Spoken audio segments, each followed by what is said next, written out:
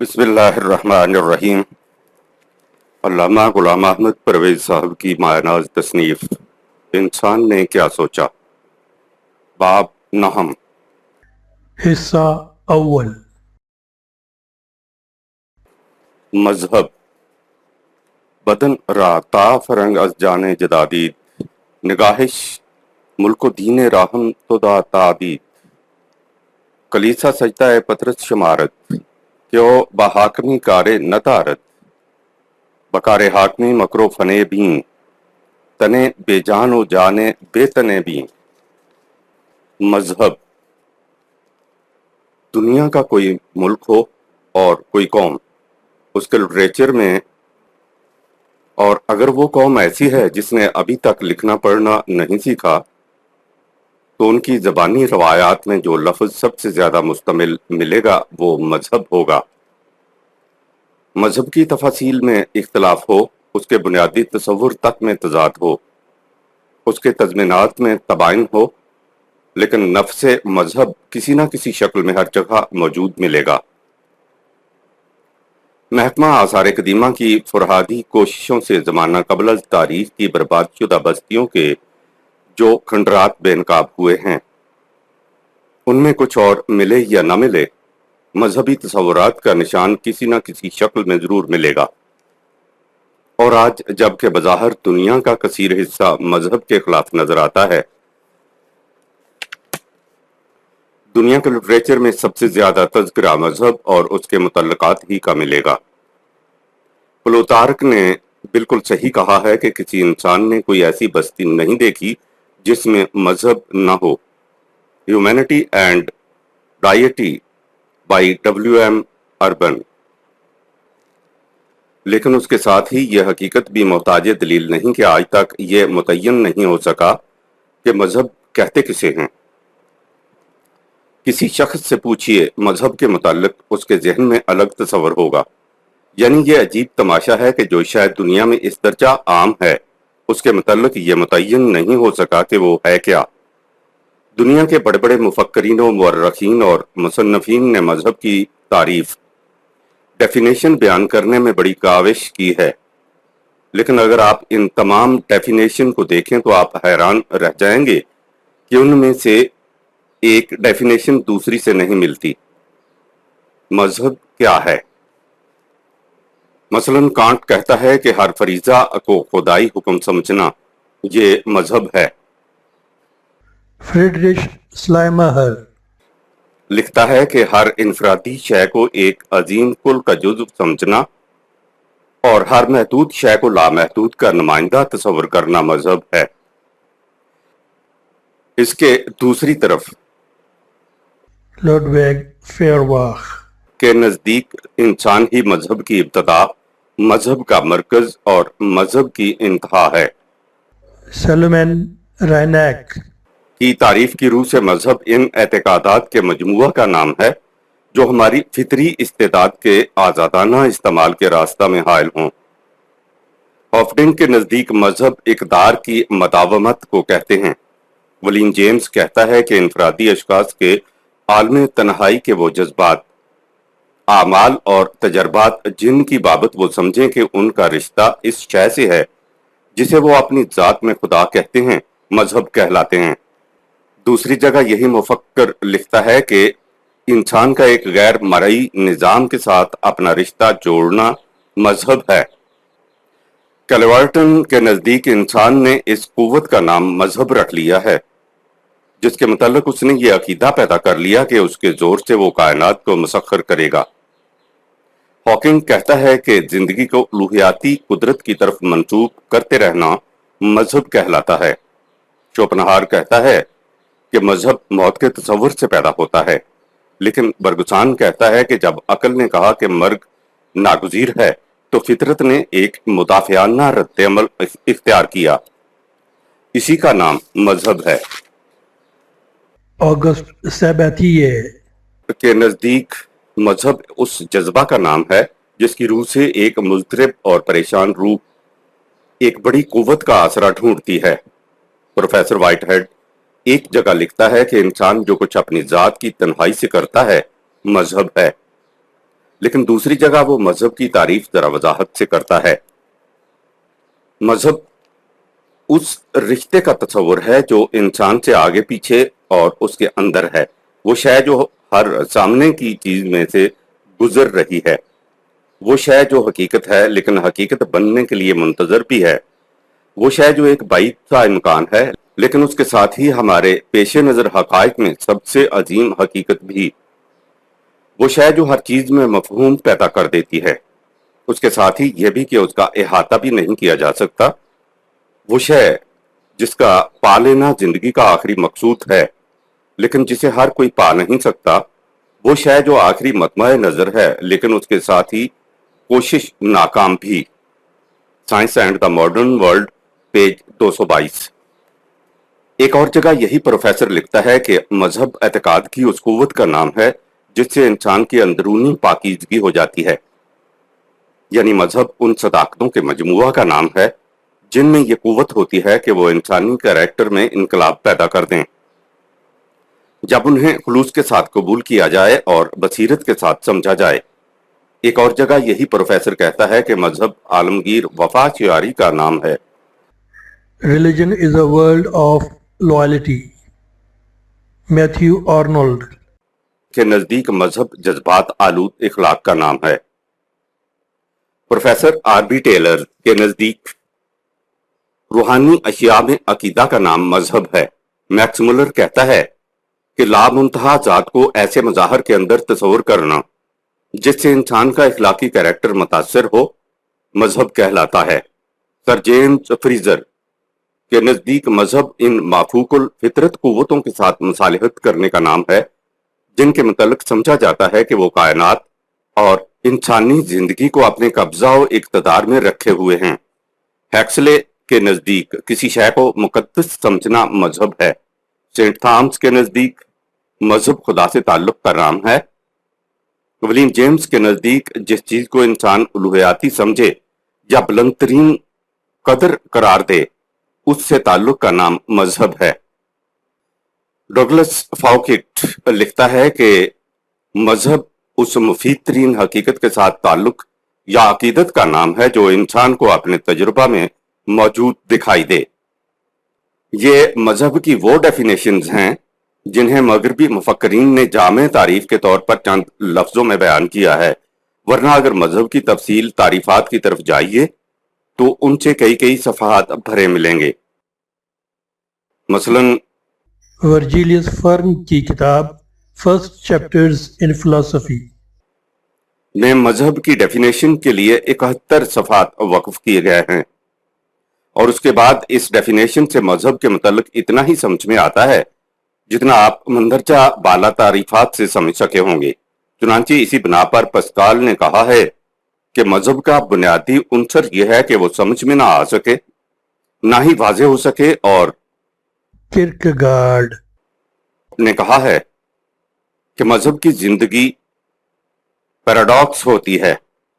ہم نے یہ ڈیفینیشن محض بطور تمثیل بیان کر دی ہیں، ورنہ جیسا کہ پہلے لکھا گیا ہے آپ مختلف لوگوں سے مذہب کے متعلق پوچھئے، ہر ایک کا تصور الگ الگ ہوگا۔ اسی بنا پر اوسپینسکی نے گریجیف کی زبان سے کہا ہے کہ مذہب ایک انسانی تصور ہے، جس قسم کی انسان کی اپنی سطح ہوگی اسی قسم کا اس کا مذہب ہوگا۔ اس لیے ہو سکتا ہے کہ ایک آدمی کا مذہب دوسرے آدمی کے لیے قطعاً موزوں نہ ہو۔ In search of miracles, page 299۔ اسی حقیقت کو آلپورٹ ان الفاظ میں بیان کرتا ہے، ہر فرد کا داخلی مذہبی رجحان اہم اور غیر اہم عناصر میں دوسرے افراد سے مختلف ہوتا ہے۔ مذہب کی جڑیں اس قدر مختلف افراد پر اس کے اثرات کا وزن ایسا متنوع اور ان سب کی عقلی تعبیر اس قدر متباین ہے کہ ان سے کسی ایک نتیجے پر پہنچنا ناممکن ہے۔ حقیقت یہ ہے کہ صرف چند حیاتیاتی عوامل میں مختلف افراد ایک دوسرے سے ملتے ہیں۔ جوں ہم انسان کی ذات کی بلندیوں کی طرف جاتے ہیں، ہر فرد کی انفرادیت بڑھتی جاتی ہے، اور چونکہ انسانی ذات کا کوئی شعبہ بھی اتنا پیچیدہ نہیں جتنا پیچیدہ وہ شعبہ ہے جو مذہب سے نشو و نما حاصل کرتا ہے۔ اس لیے مذہب کے دائرے میں تضادات و تنوعات کا ہونا ناگزیر ہے۔ The individual and his religion, page 30۔ قدر مشترک۔ ان تصریحات سے آپ نے دیکھ لیا ہوگا کہ جہاں یہ حقیقت ہے کہ دنیا میں سب سے زیادہ گفتگو جس چیز کے متعلق ہوتی ہے وہ مذہب ہے، وہاں یہ بھی حقیقت ہے کہ دنیا میں جس چیز کا تصور سب سے زیادہ مبہم اور غیر متعین ہے وہ بھی مذہب ہے۔ مذہب کا تصور ہر فرد کے ذہن میں الگ ہے۔ بائی ہمہ ایک چیز ایسی ہے جسے ان مختلف تصورات میں قدر مشترک سمجھا جا سکتا ہے، اور وہ یہ کہ مذہب میں کسی نہ کسی انداز میں ایک مافوق الفطرت قوت کا تصور ضرور پایا جاتا ہے۔ مغربی مورخین اور مفکرین جو وحی سے الگ ہٹ کر خدا کے ارتقائی تصور کے متعلق تجسس و تحقیق کرتے ہیں، زمانہ قبل از تاریخ کے انسانی ذہن کے چھلاوے، بھوت، پریت، ارواح خبیثہ، دیوی دیوتا اور اس کے بعد خدا کے متعلق تمام تصورات کو اسی سلسلہ کی مختلف کڑیاں قرار دیتے ہیں۔ کیونکہ ہم اس وقت مذہب یا خدا کے تصور کے تاریخی پس منظر سے بحث نہیں کر رہے، اس لیے ہمیں ان نظریات میں جانے کی ضرورت نہیں۔ ہمیں دیکھنا یہ ہے کہ مذہب سے آگے بڑھ کر خود خدا کے متعلق دور حاضرہ کے مفکرین کا تصور کیا ہے۔ جس طرح مذہب کے معاملے میں ہر فرد کا تصور الگ اور ہر مفکر کی پیش کردہ تعریف ڈیفینیشن جداگانہ تھی، اسی طرح خدا کے متعلق بھی الگ الگ تعریفات ڈیفینیشن ہمارے سامنے آتی ہیں۔ خدا کیا ہے؟ مثلا کانٹ کے نزدیک خدا وہ ہے جو انسانوں کو اخلاقی ضابطہ دیتا ہے۔ جیکوبی خدا کو سب سے بلند ہستی کہہ کر پکارتا ہے۔ فرائز کے نزدیک خدا ہی وہ ہستی ہے جسے مقدس کہا جا سکتا ہے۔ ولیم جیمز خدا کو کائنات کا حصہ اعلیٰ کہتا ہے۔ پروفیسر وائمن کے نزدیک خدا اس انداز ہستی کا نام ہے جو اپنے اندر بلند ترین قدر کا امکان رکھتی ہے۔ میتھیو آرنلڈ کہتا ہے کہ خدا اس قوت کا نام ہے جو خیر کی مسبب ہے۔ ہارٹمین کے نزدیک خدا وہ ذریعہ ہے جس سے انسان ایک دوسرے سے محبت کرتے ہیں۔ پروفیسر الیگزینڈر کے نظریہ کی روح سے جب ہم کائنات کا ایسا تصور کریں جس میں ڈائٹی کا وجود ہو تو اسے خدا کہا جائے گا۔ سر جیمز جینس کے نزدیک خدا سب سے بڑا ریاضی دان ہے۔ پروفیسر ایڈنگٹن کا خیال ہے کہ خدا اور کائنات ایک ہی ہیں، اگرچہ ایڈنگٹن اس باب میں واضح طور پر کچھ نہیں کہتا۔ برگزان کے نزدیک اس کے ابتدائی ایام میں خدا سے مفہوم تخلیقی توانائی تھا، لیکن آخر میں جب اس پر باطنیت مسٹیسزم غالب آ گئی تو اس نے کہا کہ خدا محبت ہے اور محبوب۔ The two sources of religion and morality McTaggart کے نزدیک خدا ایک بلند ترین اور خیر کی مظہر ہستی ہے اور وہ ذاتی تشخص رکھتا ہے۔ آپ نے دیکھا ہوگا کہ جس طرح مذہب کے متعلق فکر جدید کے تصورات مبہم اور غیر متعین تھے، اسی طرح خدا کی تعریف ڈیفینیشن کے متعلق بھی وہ نہایت پیچیدہ اور غیر واضح ہیں۔ یہ اس لیے کہ جیسا کہ باردیو نے کہا ہے، جب ہم خدا کے متعلق بات کرتے ہیں تو یہ بات خدا کے متعلق نہیں ہوتی، بلکہ اس تصور کی بات ہوتی ہے جو ہم خدا کے متعلق اپنے ذہن میں رکھتے ہیں۔ تعریف سے آگے بڑھیے تو خدا کی ذات اور اس کی صفات کے متعلق ذرا تفصیلی علم کا میدان آتا ہے۔ اس میدان میں فکر جدید فی طغیانہم یعمہون کا زندہ پیکر دکھائی دیتا ہے، کیونکہ یہ مفکرین علوم سائنس کے راستے خدا کی طرف آتے ہیں۔ ان کے لیے کائنات سے الگ خدا کا تصور مشکل ہوتا ہے، اور جب خدا کو کائنات میں سمایا ہوا تصور کر لیا جائے تو ظاہر ہے ایسا خدا لامحدود انفائنائٹ نہیں بلکہ محدود فائنائٹ ہوگا۔ ولیم جیمز کے نزدیک خدا ایک ماحول میں گھرا ہوا ہے، اس کی ہستی زبان کے دائرہ میں ہے اور ہماری طرح وہ بھی تاریخ مدون کر رہا ہے۔ ایچ جی ویلز خدا کو ایک حسین نوجوان کی شکل میں تصور کرتا ہے۔ پروفیسر برائٹمین کہتا ہے کہ خدا ایک ایسی ہستی کا نام ہے جو بدرجہ غائب باشعور ہے، صاحب قدر ہے، صاحب تخلیق ہے، لیکن وہ دیگر افراد یعنی انسان کے اختیار و ارادہ اور خود اپنی فطرت کے حدود کے اندر گھرا ہوا ہے۔ The problem of God page 29। Professor William P मॉन्टेगो के नजदीक खुदा का शऊर तो लामहदूद है, लेकिन उसकी कुदरत लामहदूद नहीं। Professor JS. हॉल्डन कहता है कि खुदा किसी ऐसी मुकम्मल हस्ती का नाम नहीं जो हमारी दुनिया में जहालत, गुनाह और मसाइब से अलग हो। वो इन सब में मौजूद है और इस कशमकश में शरीक। फिलोसफिकल बेसिस ऑफ बायोलॉजी, वहदतुल वजूद। Pantheism. आपने गौर किया होगा कि फिक्र जदीद का ये तसव्वुर कि खुदा और कायनात एक ही हैं, दर हकीकत वही तसव्वुर है जिस पर वहदतुल वजूद Pantheism. के पुराने नजरिया का मुदार है। वहदतुल वजूद के नजरिया की रूह से समझा ये गया था कि मादा की नफी करके मादा को खुदा बना दिया जाए। हमारे दौर में हुआ ये कि खुद खुदा को मादा में तब्दील कर दिया गया। यानी बात वही है, खुदा मादा है और मादा खुदा। खुदा और कायनात एक ही हैं। लिहाजा वहदतुल वजूद का कदीम नजरिया इस तरह जदीद इस्तिलाहात में जलवा तराज हुआ। चीन ने दुरुस्त कहा है कि जब मादियत को जज्बात की आमेजिश दे दी जाए तो वो वहदतुल वजूद में तब्दील हो जाती है। आप खुदा के मुतल्लिक जदीद तस्वर पर जिस कदर गौर करते जाएंगे, यह हकीकत उभर कर सामने आती जाएगी कि कुल कायनात और खुदा एक ही है का वहदतुल वजूदी तस्वर खुदा को मादा की चार दीवारी में महदूद करके रख देता है। प्रोफेसर एवन अपनी किताब Theistic monism. में कहता है कि खुदा और कायनात दो अलग अलग हस्तियां नहीं हैं, एक ही तवानाई है जो बैक वक्त खुदा भी है और कायनात भी। वलीम बरौन लिखता है कि अशियाए कायनात में मनहसुल मजमू खैर, हुस्न और सदाकत है। इसका मफहूम यह है कि ये सब एक ही शय के मुख्तलिफ गोशे हैं। ये अशिया तो मुजर्रद हैं, लेकिन नफ्स शय खुद मुजर्रद एब्स्ट्रैक्ट नहीं, ये बिल्कुल ठोस है। ये हकीकत कुल्ली है, ये कायनाती खुदा है। Science and personality page 81। इस ज़िम्न में जे.एच. होम्स अपनी किताब A struggling God. में लिखता है कि खुदा इंसान है और इंसान खुदा। दोनों से मुराद है वो जिंदगी जो मोहब्बत के लिए मसरूफ कशमकश है। जरा आगे बढ़िए तो खुदा इंसानी मुआशरा ही का दूसरा नाम करार पा जाता है। चुनांचे एम्स लिखता है, खुदा का महसूस और काबिल रसा तस्वर उसी सूरत में पैदा हो सकता है कि उसे इंसानों का वो इज्तमाई ज़मीर समझ लिया जाए जो मुआशरा में कार फरमा, और इस तरह मुआशरती अदारों में रंग मजाज जलवा तराज होता है। माई conception of God. Professor whitehead के नजदीक भी खुदा हर हादसा में मौजूद होता है, बल्कि उसका अहम हिस्सा होता है। Religion in the making. हकीकत यह है कि फिक्र जदीद के खुदा के मुतल्लिक ये तस्वर रद्द-ए-अमल हैं उस तस्वर के जो उनके मजहब ने पेश किया था और जिसकी रूह से खुदा को एक शख्स पर्सन तस्वर करके आसमानों के ऊपर अलग थलग बैठा रखा था। शख्सी खुदा, इस नजरिया को Deism.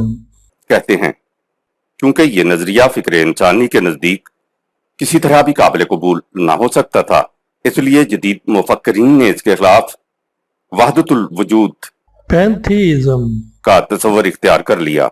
इस तस्वर को उनके कायनाती नजरिया कॉस्मस से भी मदद मिलती थी, इसलिए ये और भी काबिल कबूल समझ लिया गया। लेकिन Dean Inge. इन दोनों नजरियों को बातिल करार देता है। वो कहता है कि इस कायनात में खुदा ना तो कायनात के अंदर ही है और ना ही इससे वो बाहर कहीं अलग। वो कायनात के अंदर भी है और बाहर भी, लेकिन वो किस तरह कायनात के अंदर और उसके बाहर भी है, ये बात नफ्सियाती तौर पर समझ में नहीं आ सकती। God and astronomers. पेज 219। हकीकत यह है कि खुदा के मुतल्लिक बैरूने कायनात Transcendence. और दरूने कायनात Eminence. की निज़ा बहुत पुरानी है। अफलातून का मकतब फिक्र बैरूने कायनात तस्वुर का कायल था Parmenides. और Plotinus. कि हाँ इसकी खुली हुई तसरीहात मिलती हैं। यही नजरिया हिंदुओं के उपनिषदों में वेदांत के नाम से मारूफ हुआ, जिसका सबसे बड़ा प्रचारक शंकर आचार्य था। सन 788 का सन 820 वहदतुल वजूद के नजरिया ने खुदा और कायनात को एक कर दिया। मादियत ने माता ही को असल करार दिया और अब मादियत के खिलाफ रद्द अमल ने फिर खुदा को कायनात बना दिया। लेकिन इस नजरिया के खिलाफ भी रद्द अमल हुआ। चुनांचे मुफक्किरीन के एक ग्रोह का ख्याल है कि खुदा ने कायनात को बना दिया, अब इसके बाद वो इस मशीनरी के चलाने में दखल नहीं देता। ये मशीन इंसान के सुपुर्द कर दी गई है, लिहाजा कायनात में अब उलूहियाती मनसब खुद इंसान को मिल चुका है। काम्ट ऑगस्ट काम्ट सन 1798 ता 1857 ईस्वी इस नजरिया का मुजद था। इंसानियत ही खुदा है। जिसने ये कहा कि इंसानियत ही खुदा है, इस नजरिया को ह्यूमनिज्म कहते हैं। लेकिन इससे आगे बढ़िए तो फेवरबाख सन 1804 ता 1872 ने इसी दलील से खुदा के वजूद ही से इनकार कर दिया। उसने कह दिया कि खुदा सिर्फ इंसान के दिल में होता है, इसके बाहर उसका कहीं वजूद नहीं, लिहाजा खुदा इंसान के जहन का तराशीदा है। यानी वहदतुल वजूद के नजरिया पैंथीइज्म ने वजूदे खुदाबंदी के असबात की कोशिश में इंसानी जात से इनकार कर दिया और ह्यूमनिज्म ने इंसानी जात के असबात की फिक्र में जाते खुदाबंदी ही से इनकार कर दिया। प्रिंसिपल कैरेट इन तमाम मुतजादो मुतखालिफ नजरियात से घबरा कर कहता है कि हकीकत यह है कि खुदा और इंसान महदूद और लामहदूद एक ही कुल के जुज़्व हैं, जिस कुल में बयाक वक्त सब मौजूद होते हैं, अलग अलग भी और इकट्ठे भी। इसी तस्वर को थीइज्म कहते हैं और मुफक्किरीन मगरब का वो तबका जो खुदा का कायल है और कायनात की इर्तिकाई कुव्वतों का भी इसी नजरिया को खुदा का सही तस्वर करार देता है। वो ये कहकर वाहदतुल वजूद का इनकार करते हैं कि खुदा अपना मुस्तकिल वजूद रखता है और कायनात खुदा नहीं, लेकिन दूसरी तरफ वो ये कहकर डीइज्म की भी तरदीद करते हैं कि खुदा कायनात से बेताल्लुक होकर कहीं अलग नहीं बैठा, कायनात उसी की तवानाई से चल रही है। बर्गसान, एडिंगटन, हॉकिंग और व्हाइटहेड जज़ई इख्तलाफात के साथ इसी मकतब फिक्र से मुतल्लिक समझे जाते हैं। मजहब के मुतल्लिक फिक्र जदीद के नजरियात और तसव्वुरात मालूम करने की जरूरत इसलिए पड़ी थी कि हमने साबका उन्वान में देखा था कि फिक्र जदीद चारों तरफ से थक कर इस नतीजा पर पहुंचा था कि कायनात और इंसानी जिंदगी के तजादात का हल सिर्फ मजहब की रूह से मिल सकता है। लिहाजा ये देखना जरूरी था कि इन मुफक्किरीन मगरब के नजदीक मजहब से मफहूम क्या है और वो मजहब किस तरह इन तजादात का हल और इंसानी मुश्किलात का इलाज तजवीज करता है।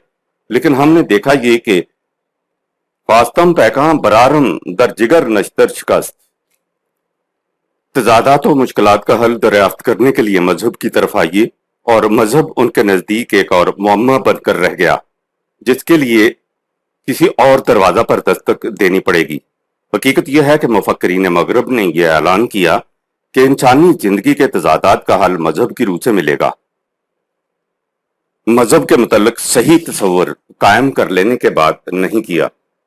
हुआ यह कि मादी नजरिया जिंदगी ने चारों तरफ ऐसे मसाइब और मुश्किलात के दरवाजे खोल दिए कि इंसान उनके अंदर बुरी तरह से घिर गया और उनसे निकलने की कोई राह उसके सामने बाकी न रही।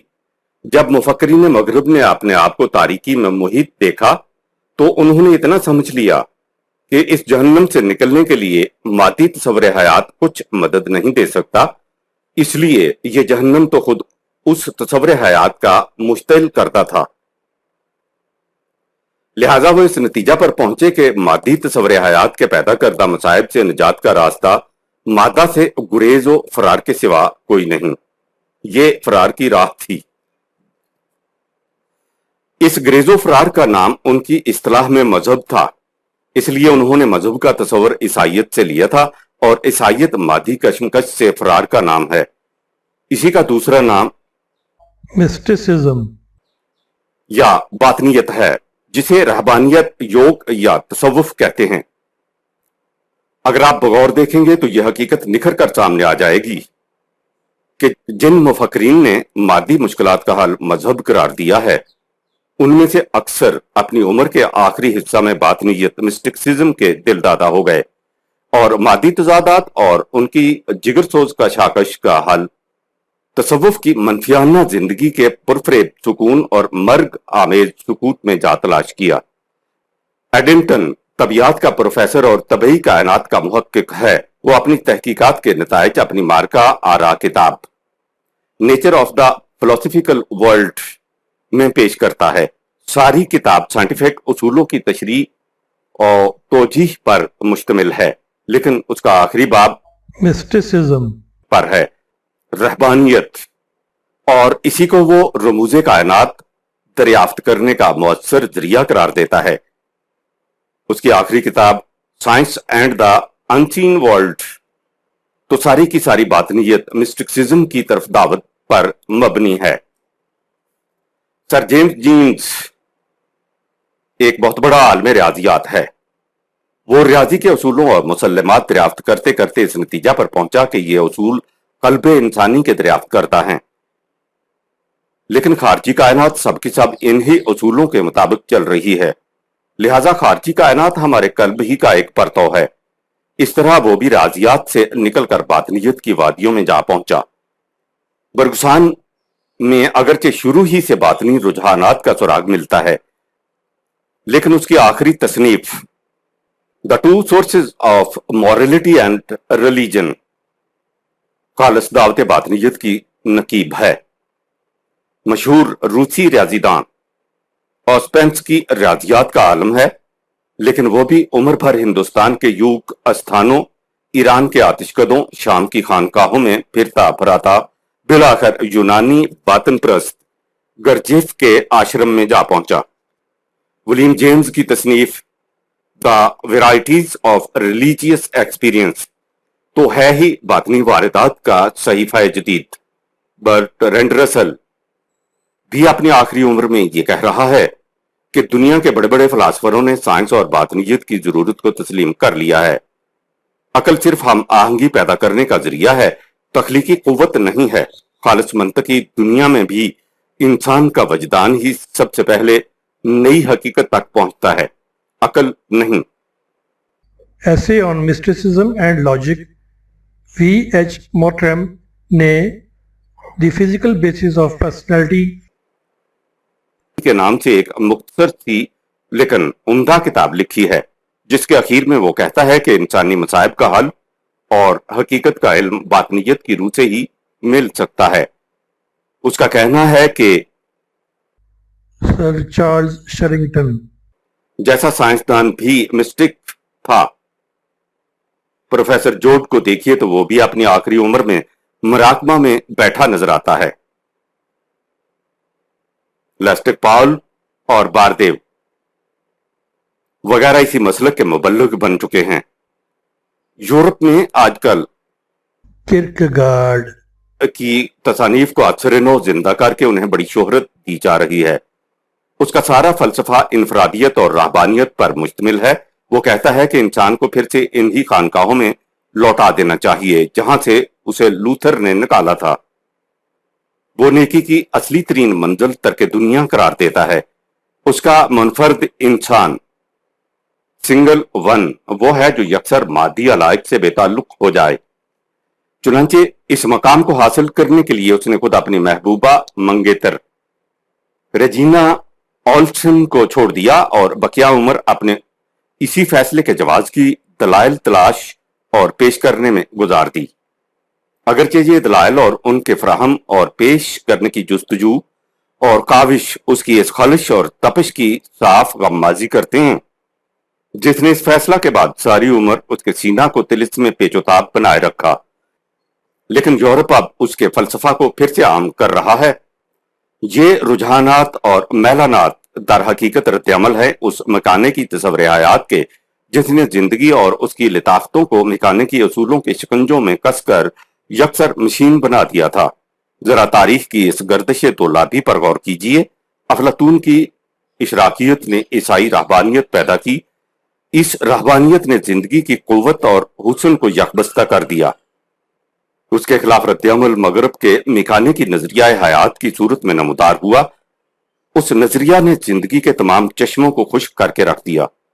اب اس نظریہ کے خلاف رد عمل شروع ہوا تو انسان پھر اسی رہبانیت میں پناہ لینے کی کوشش کر رہا ہے جہاں سے تنگ آ کر اس نے میکانے کی نظریہ اختیار کیا تھا، یعنی انسان کی ساری فکری تاریخ اسی افراط و تفریط کے جھولے کی آماجگاہ رہی ہے۔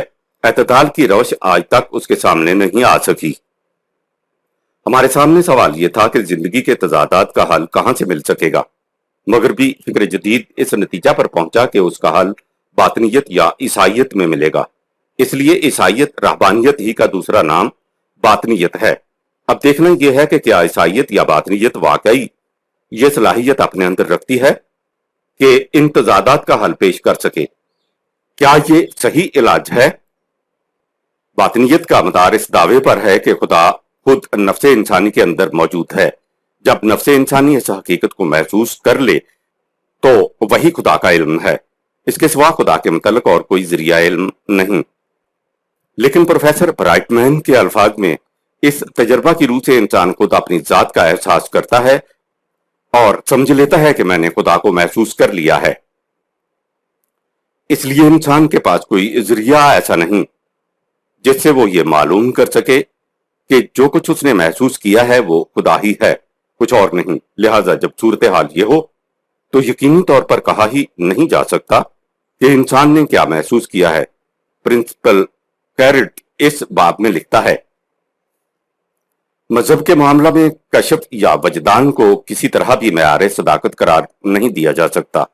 صاحب کشف اپنے تجربہ کی صداقت پر کیسا ہی یقین کیوں نہ رکھے، اس سے یہ لازم نہیں آ جاتا کہ اس کے تجربہ کا نتیجہ فی الواقع صداقت ہے۔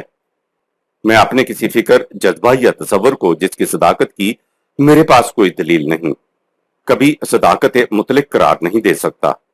وجدان علم ایک انفرادی تجربہ ہے جو اپنی دلیل آپ ہوتا ہے، اس لیے یہ کسی دوسرے شخص کے لیے دلیل و حجت کیسے بن سکتا ہے؟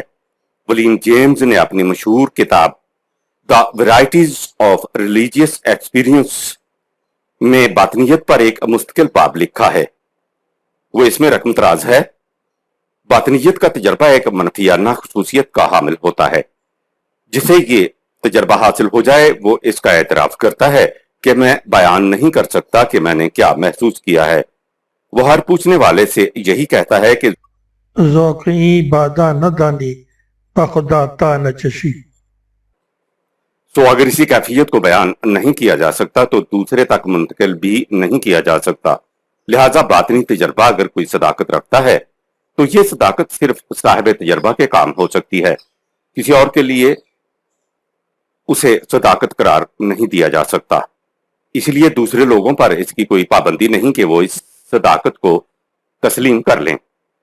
یہ خالص جذباتی احساس کا نام ہے اور جذبات اکثر ذاتی اور گونگے ہوتے ہیں۔ جو کچھ ایک شخص محسوس کرتا ہے وہ اس کا احساس کسی دوسرے میں پیدا نہیں کر سکتا تاوقتے کہ وہ دوسرا شخص خود ہی محسوس نہ کرے۔ دوسرے مقام پر پروفیسر جیمز لکھتا ہے، ان لوگوں کے خوابوں اور پیغاموں میں بعض بے حد حماقت آمیز ہوتے ہیں۔ ان کے عالم وجد و مستی کے ماجریات میں سے بعض انسانی اعمال و سیرت کے لیے کسی نفع کا موجب نہیں ہوتے، لہٰذا انہیں خدائی پیغامات وغیرہ کہنا تو ایک طرف، وہ تو اس قابل بھی نہیں ہوتے کہ انہیں کوئی اہمیت دی جائے۔ علاوہ بری باطنیت کا فن ایک انفرادی چیز ہے اور اس کے نتائج ایسے متضاد و متباین کہ انہیں عالمگیر سند کی حیثیت حاصل ہی نہیں ہو سکتی۔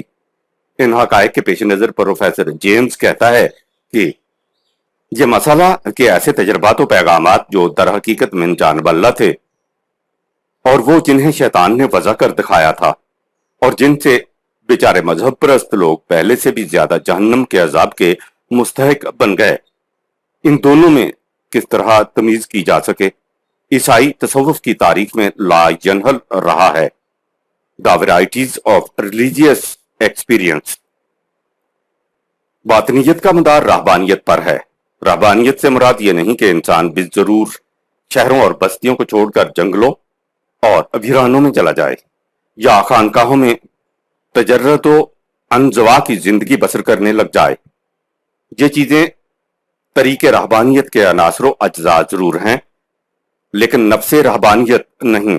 رہبانیت در حقیقت اس تصور حیات کا نام ہے جس کی روح سے انسان مادی کشمکش اور دنیاوی تضادات سے آنکھیں بند کر کے فرار کی راہ اختیار کر لیتا ہے، اور اس فرار و گریز کو زندگی کا بلند نصب العین قرار دے کر اپنے آپ کو فریب دے لیتا ہے کہ میں نے مقصود حیات پا لیا۔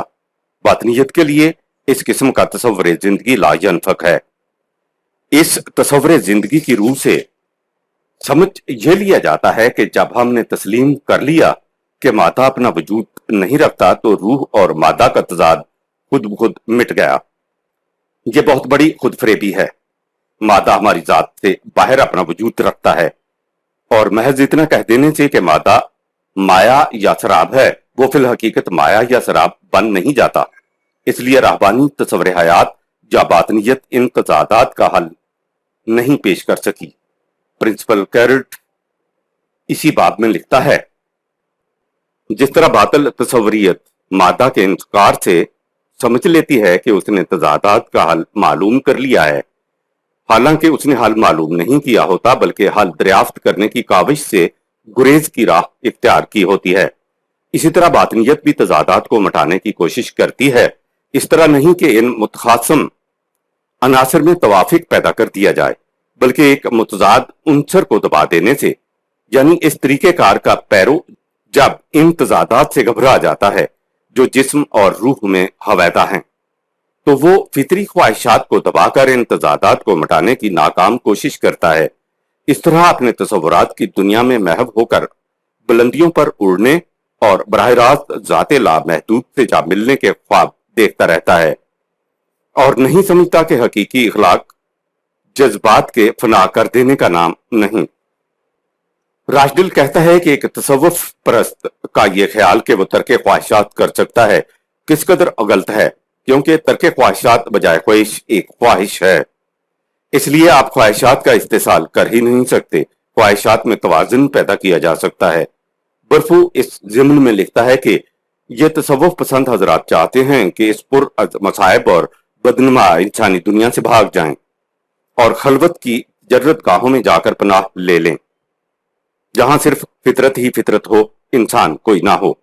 ان پہاڑوں کی چوٹیوں پر جنہیں انسان کے ناپاک قدم نے نہ چھوا ہو، وہاں جا کر اپنی روح کو فطرت کے کیف اندوز نظاروں سے سرشار کریں، بائی نمت کے اس سرور آفرین کیفیات میں کوئی دخل اندازی نہ کر پائے، اور ان کے اس جہانے کیف و مستی میں انسانی دنیا کی ذلت و پستی کا کوئی گزر نہ ہو۔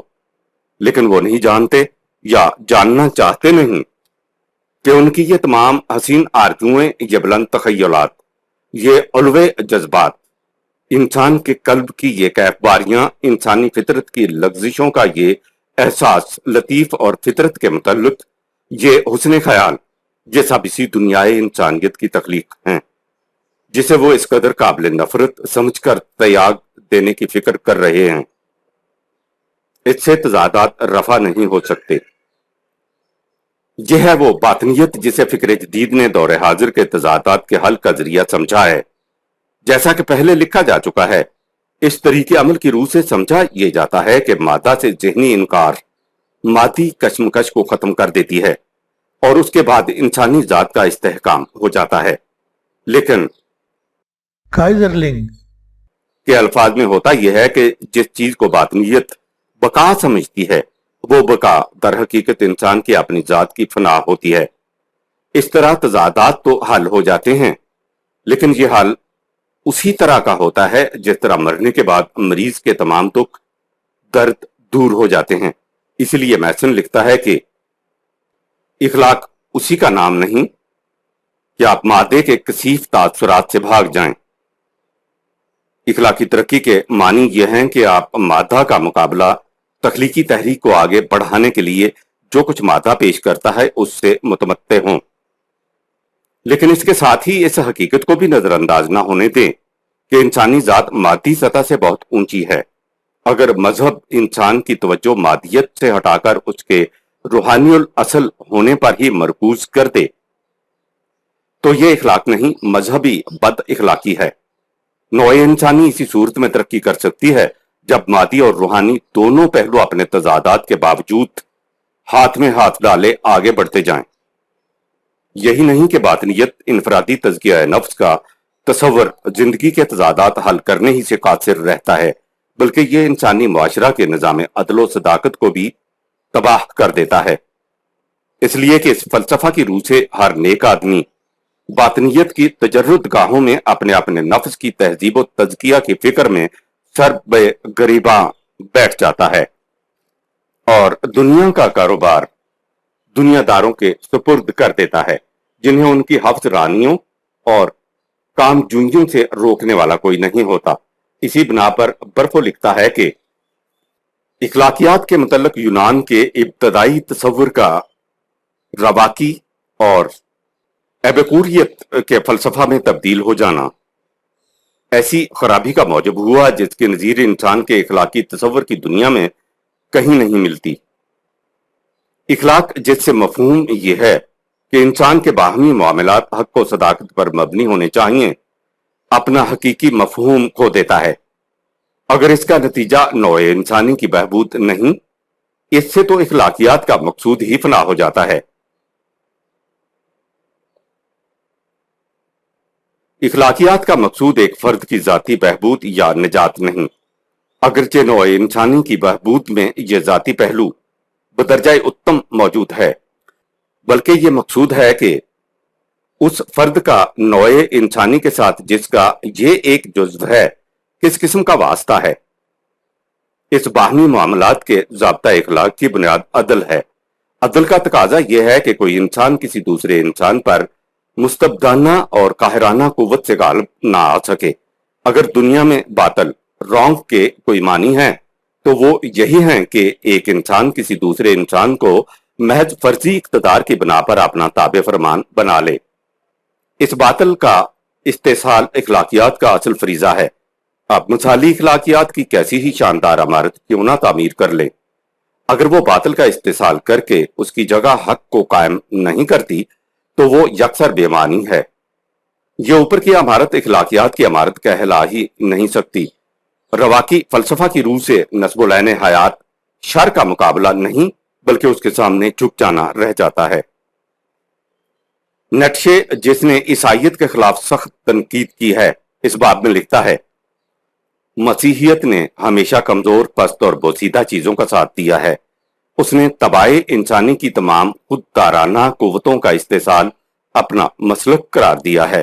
اس نے بڑے بڑے زبردست دماغوں کا ستیہ ناش کر کے رکھ دیا ہے۔ Nietzsche bye M.A. میگے۔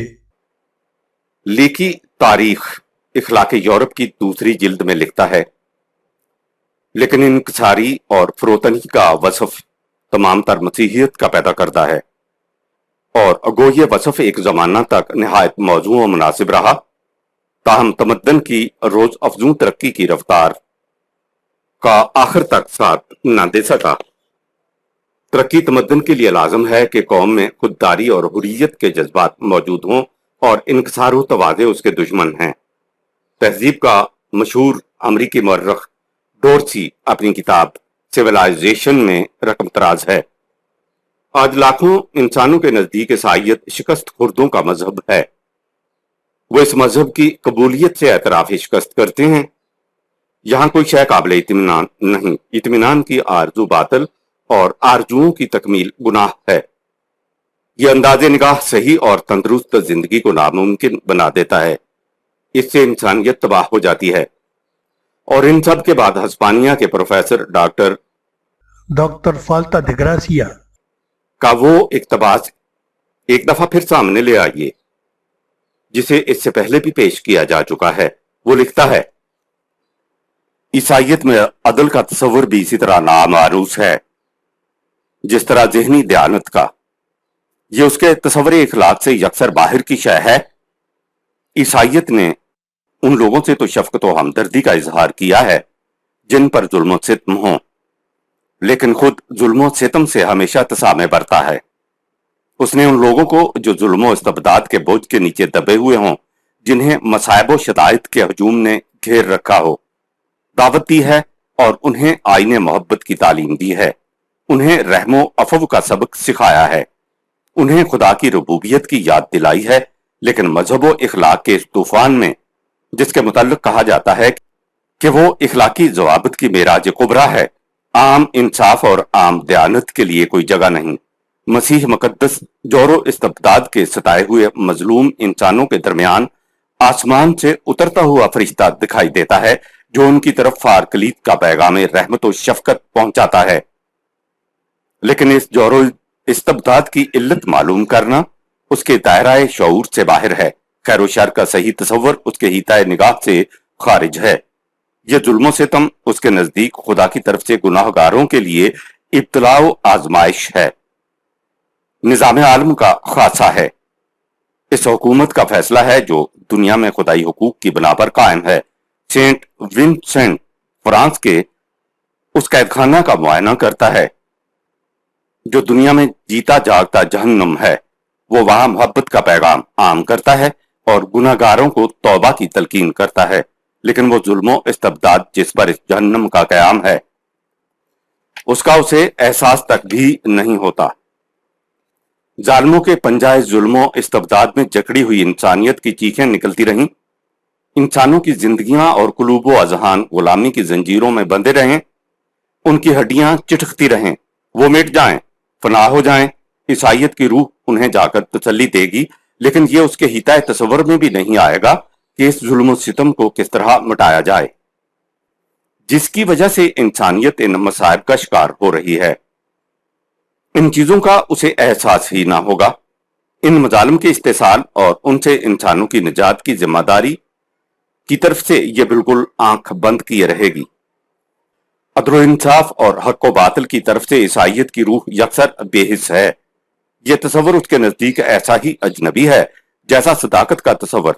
वो हमेशा अफव, बर्दाश्त, रहमदिली का सबक पढ़ाती रही, लेकिन अदल इंसाफ की उसे कभी याद ना आई। जिंदगी और उसकी तमाम खुददारियों का तर्क कुदसियाए आरजू, अदम मुदाफियत, खामोश अतात, एक गाल पर तमांचा खाकर दूसरा सामने कर देना, गर्जे के इस किस्म के मुतशद्दिद गैर फितरी ज़ाब्ता इखलाक का तूफान ईसाइयत के शाऊर को मुश्तल कर सकता था, लेकिन जुल्म इस्तबदाद और जोरो सितम के किसी मंजर से वो मुतासिर नहीं हो सकती थी। The making of humanity, page 332-33, page 332-33। इन्हीं हकायक के पेश नजर एमरे रेविस लिखता है कि इससे इनकार नहीं किया जा सकता कि ईसाइयत कल्बे इंसानी की गहराइयों तक उतर जाने में नाकाम रही है। वो इंसानी किरदार की जड़ तक पहुंच ही नहीं सकी। ये सिर्फ इखलाक और तहजीब की एक हल्की सी सतह तैयार कर सकी थी जो असरे हाजिर के मुआशरती जलजलों से पाश पाश हो गई। एटॉनमी of peace, page 75। White head लिखता है कि इंजील में जिस किस्म का इखलाकी ज़ाब्ता दिया गया है उसे अगर मौजूदा मुआशरा में नाफिज कर दिया जाए तो उसका नतीजा फौरी मौत के सिवा कुछ न होगा। Adventure of ideas, page 18। तसरीहात बाला से यह हकीकत हमारे सामने आ गई कि फिक्र मगरब इंसानी जिंदगी के मसाइल का हल मजहब में तलाश करता है, लेकिन उसे जिस किस्म का मजहब ईसाइयत की रूह से मिलता है वो इन मसाइल को हल करने की बजाय और उलझा देता है। इसलिए इस वक्त यूरोप के सामने एक और मुश्किल पैदा हो चुकी है। वो ये समझता है कि मजहब एक मुतलक कैफियत का नाम है जो हर जगह एक जैसी होती है। यानी उसका ख्याल है कि जिस किस्म का मजहब ईसाइयत पेश करती है, दुनिया में जहां जहां मजहब का नाम लिया जाता है वहां इसी किस्म का मजहब मिलेगा। वो ऐसा समझने में हक बजानम भी है, क्योंकि ईसाइयत के पेश करता मजहब के उसूली अनासर इनफरादी निजात, खुदा और बंदे के दरमियान प्राइवेट ताल्लुक, तज़किया नफ्स, बातनियत, मादा से नफरत, दुनिया से इज्तनाब और आखिरत पर निगाहें हैं। और दुनिया के हर मजहब में यही तसव्वुरात हैं। हत्ता कि मुसलमानों के मुरवजा मजहब का भी यही हाल है। चुनांचे अल्लामा इकबाल इस बाब में लिखते हैं कि तसव्वुफ मुसलमानों के मशरकी ममालिक में इससे भी ज्यादा तबाही का मौजब हुआ है जिस कदर ये मगरब में बर्बादी का बायस हुआ है, बजाय इसके कि ये आम इंसानों की दाखिली जिंदगी में इख्तिलाफ व तवाज़ुन पैदा करके उसे कारवाने तारीख के साथ चलने के काबिल बना देता। उसने उसे तर्क अलाइक का बातिल सबक पढ़ा दिया, जिसकी वजह से उसने अपनी जहालत और रूहानी जुमूद का नाम तमानियत कल्ब रख लिया। हकीकी मजहब कैसा होना चाहिए?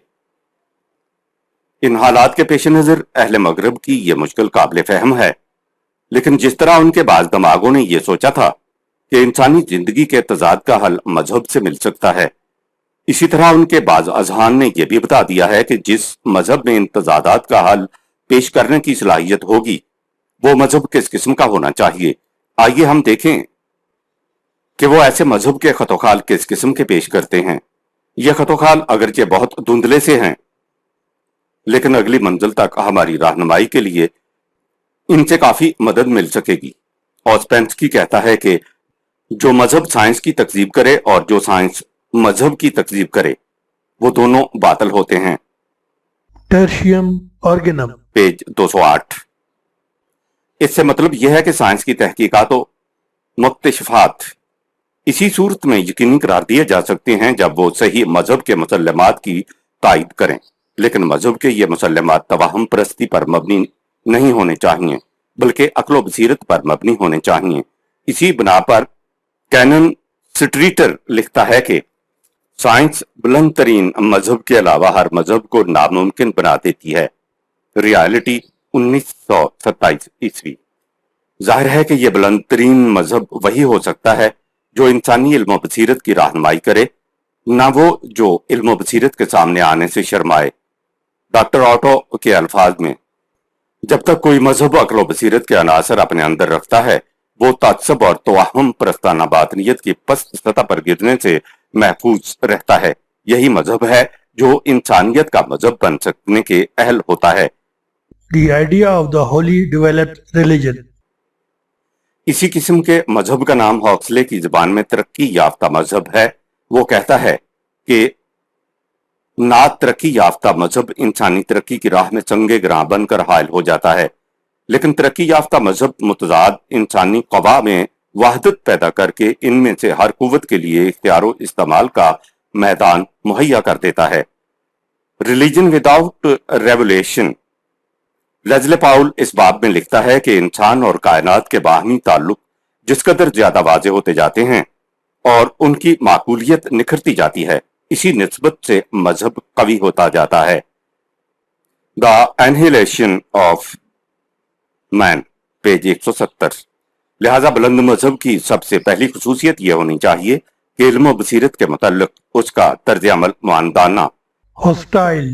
نہ ہو، بلکہ وہ علم و بصیرت کی رہنمائی کرے۔ بالفاظ دیگر وہ علوم سائنس کی تائید کرے اور سائنس اس کی تائید کرے۔ اس مقام پر ایک غلط فہمی کا رفع کر دینا ضروری معلوم ہوتا ہے، اور وہ یہ کہ علوم سائنس کا اپنا دائرہ ہے اور جو کچھ مذہب کر سکتا ہے وہ سائنس کے دائرہ سے باہر ہے۔ سائنس فطرت کی قوتوں کو مسخر کرتی ہے اور مذہب یہ سکھاتا ہے ان قوتوں کے ماحصل کو صرف کس طرح کرنا چاہیے۔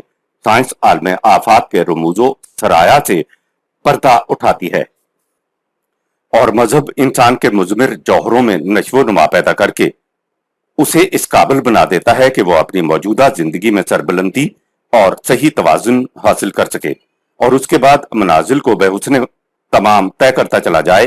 لہذا مذہب سائنس کی کاوشوں کی قدر کرے گا، اس کی تحقیقات و تفتیشات میں ہمت افزائی کرے گا، لیکن اس کے اثر و نفوذ کا دائرہ الگ رہے گا، اس لیے کہ عالم آفاق اپنے رموز و خفایا کو سائنس کے مکانے کی اسلوب کے سامنے بے نقاب کر دیتا ہے۔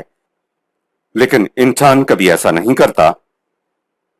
انسان سائنس کی حدود میں آتا ہی نہیں، پھر سائنس ضابطہ اخلاق بھی مرتب نہیں کر سکتی، اس لیے کہ اخلاق ہمیشہ مقاصد سے بحث کرتے ہیں اور سائنس مقاصد سے بے تعلق ہوتی ہے۔ اسی بنا پر شین کہتا ہے کہ طبیعت کو کیا حق حاصل ہے کہ وہ ایک بلند مقام پر کھڑی ہو جائے اور ہمیں بتائے کہ اخلاقیات کیا ہوتے ہیں، اقدار کسے کہتے ہیں اور خدا کیا ہے۔ سائنس کو جس کا تعلق محض کمیت کوانٹٹی سے ہے، کیا حق حاصل ہے کہ وہ روح کے متعلق بھی فتویٰ صادر کرنا شروع کر دے؟ ایک سائنٹسٹ کو کیا حق حاصل ہے کہ وہ نفس انسانی کے متعلق بھی محاکمہ شروع کر دے، محض اس لیے کہ اس نے ایٹم کا پتہ لگا لیا ہے؟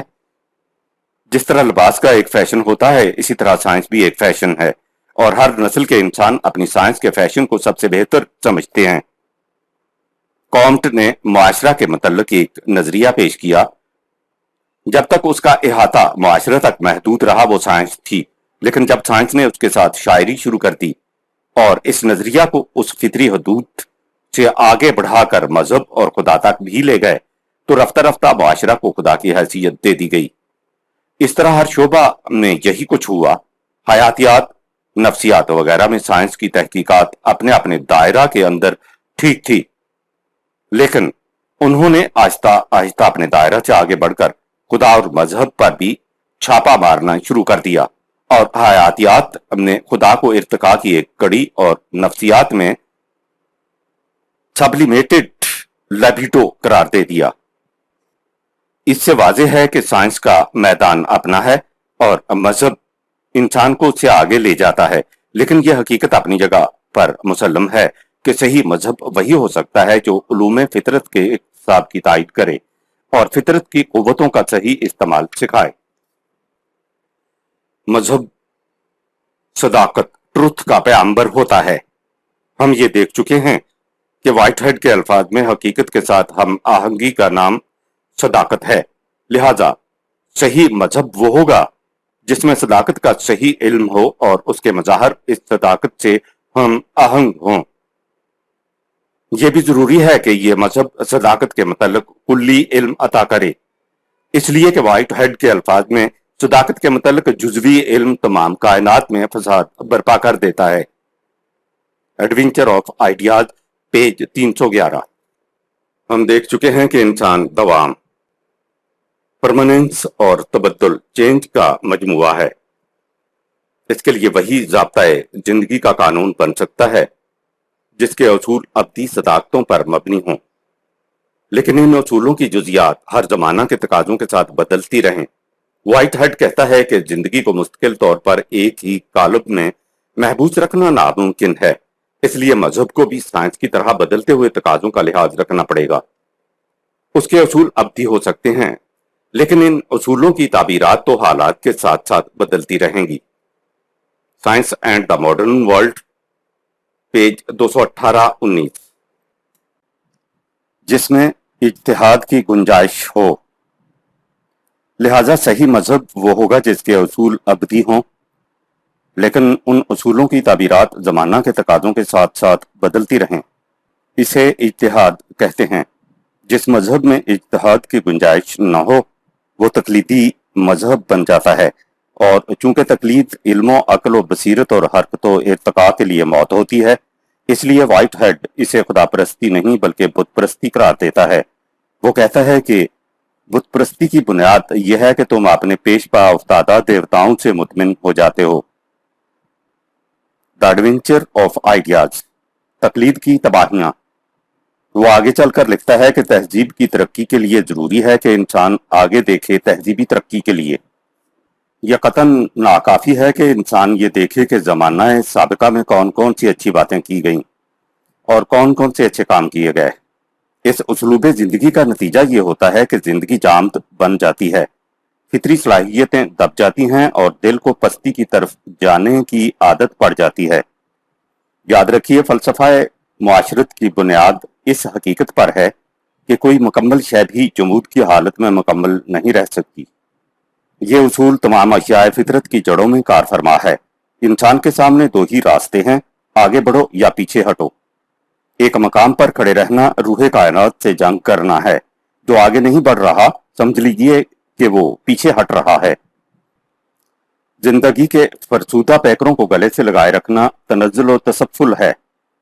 ایسی زندگی دن تو پورے کر دیتی ہے لیکن کچھ پھل نہیں لا سکتی۔ اس میں تہذیب کی نمائش تو رہ جاتی ہے لیکن اس کی حقیقت باقی نہیں رہتی۔ جو تہذیب ہمت کر کے آگے نہیں بڑھتی وہ تباہ ہو جاتی ہے۔ ماضی کی عظمت کو بھی وہی صحیح طور پر پہچان سکتا ہے جس کا مستقبل روشن ہو۔ ماضی کا علم بلا حرکت ماضی کے پیغام کی قیمت کھو دیتا ہے۔ ایک زندہ تہذیب کے لیے علم کی ضرورت یقینی ہے، لیکن اسی علم کی جو اسے آگے لے جائے۔